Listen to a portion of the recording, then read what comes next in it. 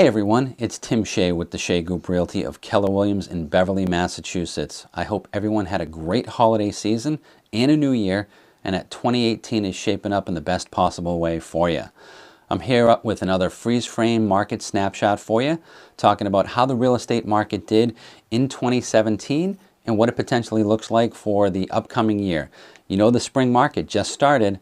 So without any further ado, let me go through some market stats that I have for you and talk about what that means if you're buying or if you're selling.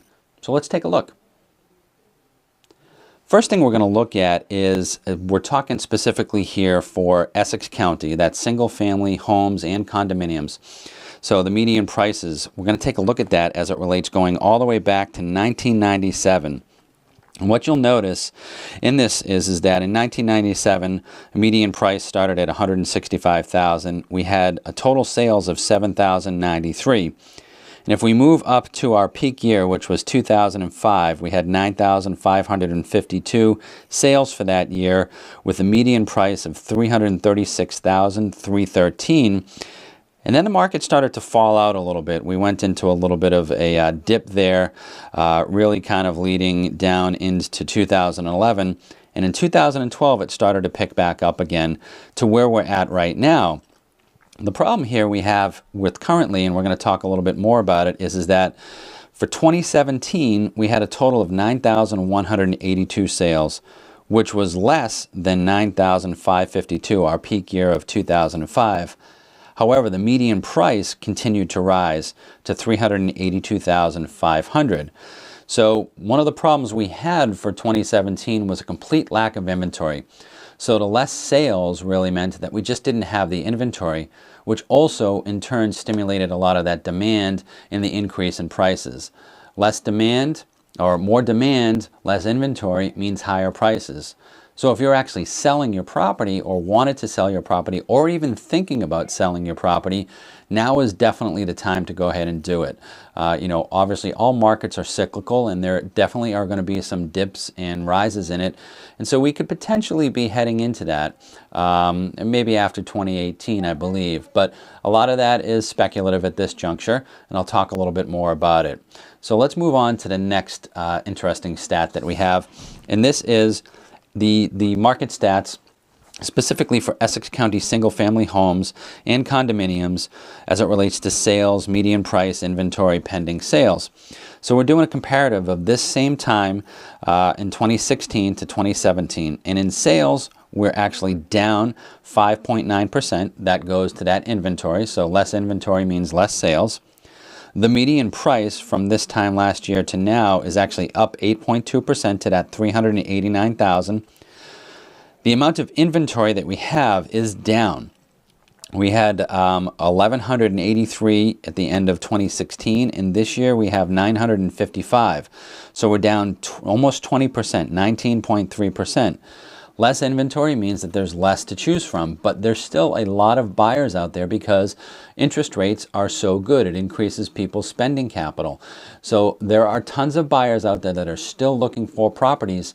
And if you are even considering selling, it's time for you to go ahead and really talk to a real estate agent to find out what you could expect you could potentially get for your home. I think you might be pleasantly surprised. And as it relates to financing, we can put you in touch with a lender because I think you might be pleasantly surprised as to the amount that you might be able to afford given the current low interest rates. So let's look back on this. The month supply of inventory, which for me as an agent is one of the biggest indicators, all of those factors combine together. But the month supply of inventory is what really dictates whether we're in a seller's market, good for sellers, or a buyer's market, good for buyers. And 6 months is a balanced market. If you've ever seen any of my previous episodes, you'll realize that 6 months, look at it on a scale of 1 to 12.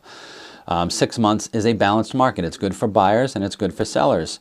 When we see a month's supply of inventory drop below 6, that means that it takes that amount of time for the current inventory to sell.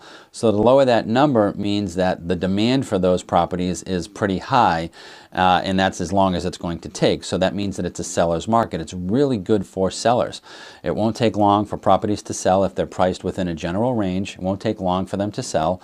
Obviously, they have to be in good condition, or they have to be priced accordingly if they're not. Anything above 6 months is a buyer's market. It means that there's a lot of inventory. Buyers really have their pick of what they want for properties. It's not so good for sellers because the less demand means that they don't get that premium built into their property. So right now we've been for 3 years plus going into a seller's market. It's now, if you've ever thought of selling, now's the time to really kind of talk to somebody to find out more about that. I'd be one of those people. What we're also going to talk about was throughout the whole year, so year to date from January 1st to the end of the year, the way that the numbers shape up to be for the whole year is in sales, we are up actually 1.2% because we had 9,182. In median price, we're at, from the beginning of the year, we're at 382,000. And in total sales, we're actually up. So we're up 9%. And below that is the definitions of the median price, the month supply of inventory. Now, that's as an overall whole. That's not talking about specific price points. So what I want to talk about next is that not everybody fits into a general mold here. So you fit more specifically into different pockets of price segments.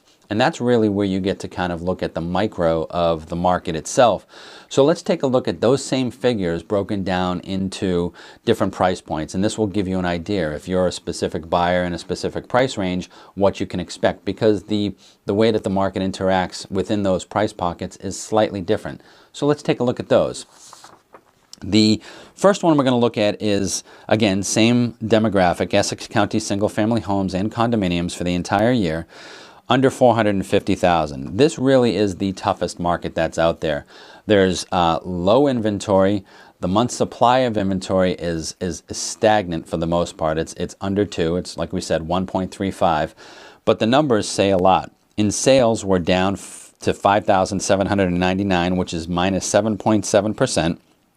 Inventory are actually down 24%. So that's the biggest indicator in this demographic. The lower you go, the tighter that market becomes. So if you're actually in the market of 350 and below, it's a really, really tough right there. 300 and below, even tougher. So the next segment we're going to look at is 450,000 to 700,000. It softens up a little bit. In sales, we're actually up 7.5%. And in inventory, we're still down 21%, but a smaller number. You'll notice it's not the 500 and 400. We're starting to, slow down in the numbers, the volume of number as well. The next price point is 700,000 to 1 million, and in sales, we're actually up 24%, and in inventory, we're down 19%, but it's a smaller number because we're talking about in the hundreds. So this is really the sweet spot here. 700 to 1,000 to 1 million. That market's started to pick up a little bit. Buyers are starting to purchase more of those properties. And then the next one is 1 million and above. In sales, we're actually up 23%, and in inventory, we're pretty much broken even. It's still smaller numbers right there. But so what does this boil down to? The whole synopsis for the whole year of 2017 is this. We've had limited supply. We've had a lot of buyers. When you put those two combinations together, that makes it really good for sellers. If you've thought, even remotely thought, just for the heck of it, what might my property be worth? It's worth it for you to go ahead and talk to a real estate agent, talk to me, and I'll be able to go ahead and give you a great synopsis of where your property could be situated price-wise, what you might be able to expect from the buyers coming in, and all of the scenarios that we could potentially play out here. But if you're looking to go ahead and sell your property, you can absolutely get top dollar for it right now. Now, if you're buying, so we talk about how is the market doing, well, that depends on whether you're buying or whether you're selling. Sellers, it's a great market. Buyers, you can still get good deals out there because you have great purchasing power. Your interest rates are really low, which increases your purchasing power. So there are still opportunities. However, you've got to fight a little bit harder for those because if you're interested in a property, chances are somebody else is also interested in that same property. So it's important that you get yourself established with a real estate agent who knows the general area, or more specifically, understands the leveraging tools available to you so that you can give yourself the best possible chance at succeeding in getting an offer accepted. Now, Buyers experience multiple rejections in this market, unless of course you're playing with 100% cash. Then you've got the most leverage that you could really have. But not everybody's in that situation. Majority of people do finance. So the things that you want to look at if you're financing are your cash position, how much can you put down to limit your amount financed, your closing, how quickly could you potentially do a quick close. 30 to 45 days is about where the general market is. 45 days is average right now. But if the sellers would like a quick close and your lender can accommodate that, that's another leveraging tool at your disposal. Quickly doing the purchase and sale. So you do have a 10-day home inspection window right after the offer is accepted. Could you shorten that time frame of the home inspection window to maybe 7 days and do the purchase and sale right after that? Because typically your 10-day home inspection, 14 days out is your purchase and sale. Could you tighten those up?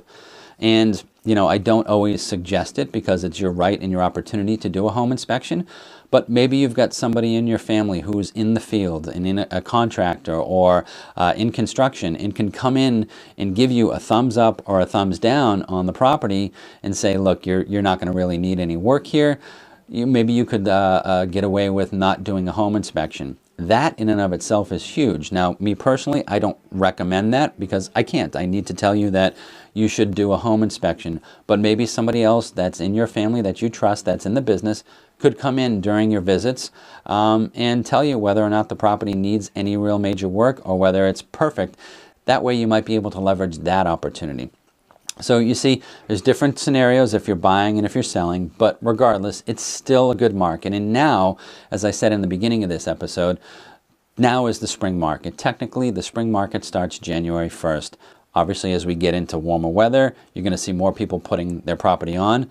But right now, where there's so limited inventory, and if you need to go ahead and sell, you're going to be a big fish in a small pond. The more inventory that comes on, the smaller your viewpoint is going to be, and you're going to become a smaller fish in a very big pond.